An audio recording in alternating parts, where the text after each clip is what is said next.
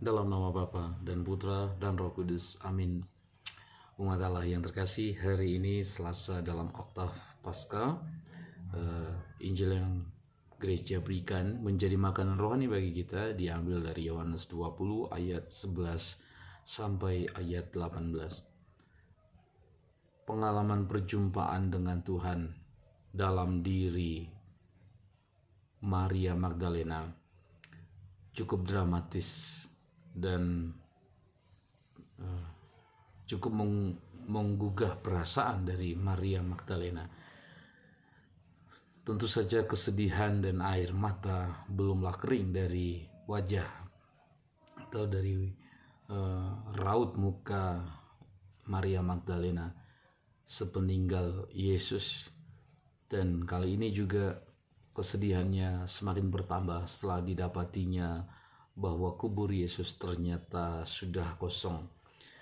Ia menduga bahwa makam Yesus telah dibongkar dan kemudian Yesus diambil. Nah, ia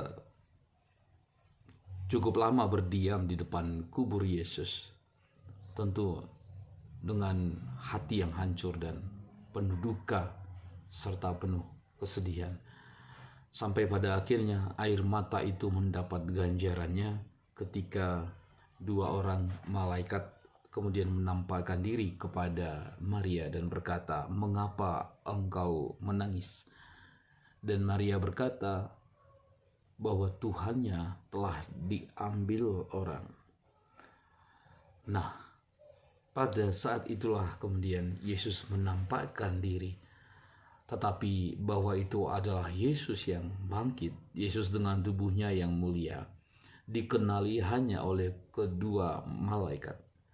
Saya yakin kedua malaikat itu pastilah mengalami pengalaman takjub, pengalaman takut dan luar biasa, pengalaman rasa sukacita atau tremendum et fascinosum seperti yang kemarin kita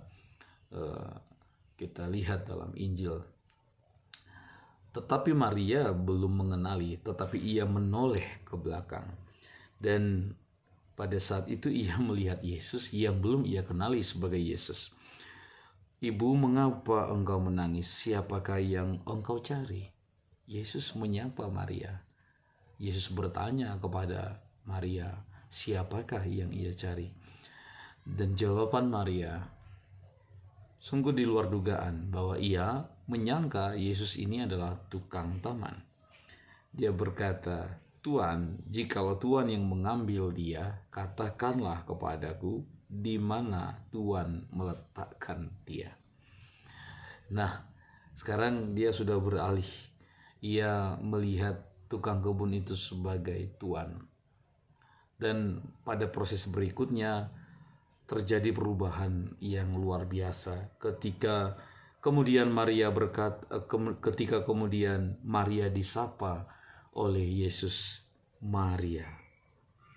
Saat itulah Maria mengenali dirinya, mengenali bahwa Yesuslah yang ada di hadapannya, sehingga ia berkata Rabuni, artinya guru.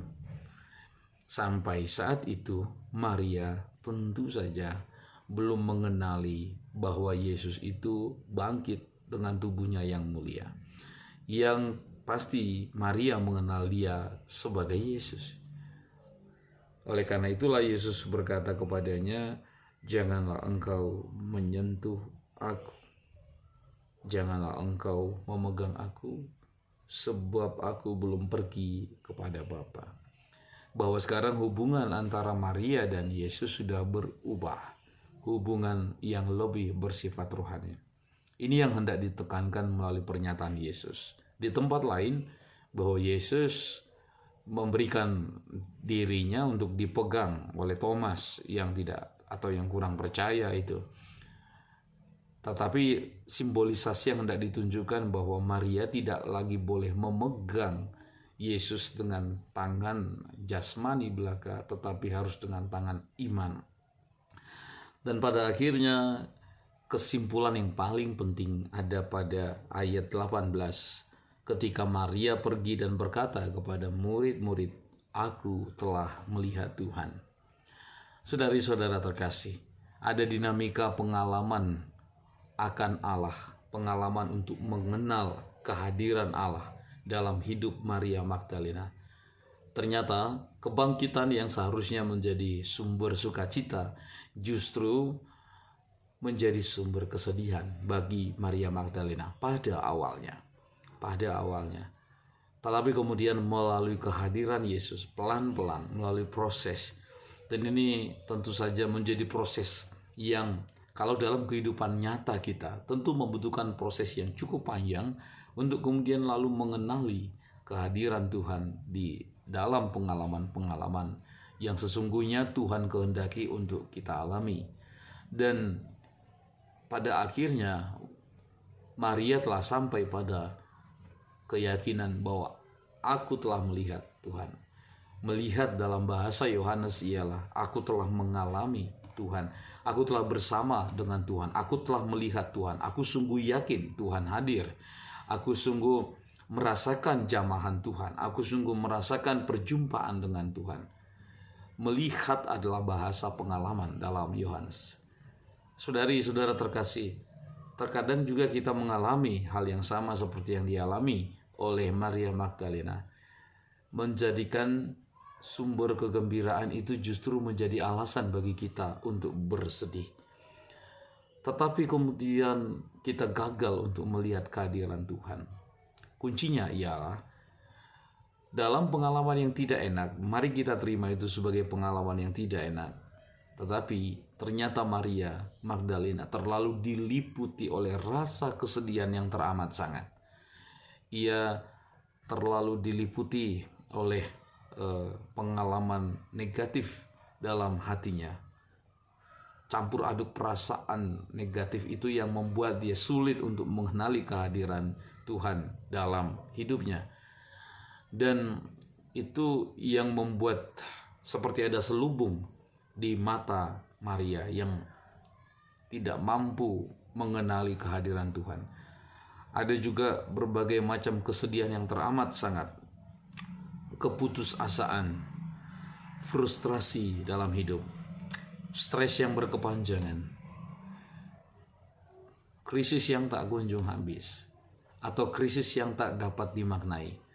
Ini adalah selubung-selubung yang menutup kita, menutup mata kita, terutama menutup mata hati kita, untuk lalu melihat bahwa Tuhan juga berbicara dalam peristiwa itu, bahwa Tuhan juga bekerja dalam peristiwa itu.